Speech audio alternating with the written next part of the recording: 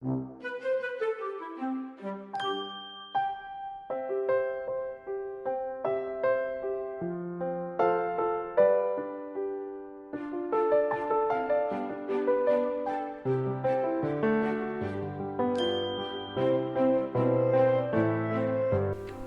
je vrtić Trnoružica bio odredište našeg prvog javnog čitanja.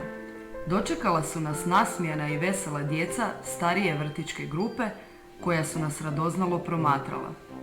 Za ovaj susret izabrali smo dvije zanimljive priče.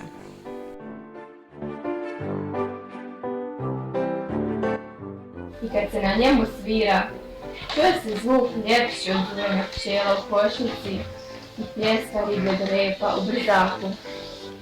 Bukalo i mrgudu svidjeli su se očeve riječi, pa su pokušali svirati. A prsti debeli i nezgrapni, pravi medvjeđi. Mislim da patkica može ostati kod kuće, rekao je tata. Red je da djevojčica od 6,5 godina nauči plivati.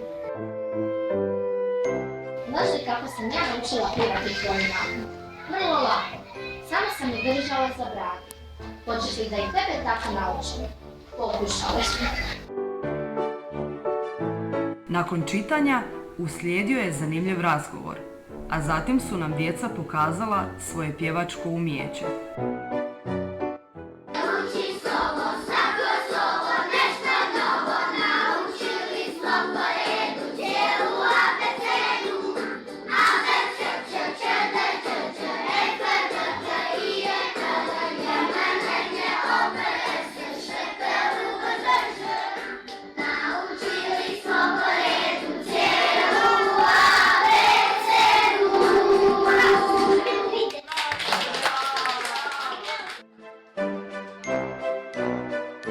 Na kraju smo se zajedno fotografirali kako bismo imali uspomenu na ovaj susret.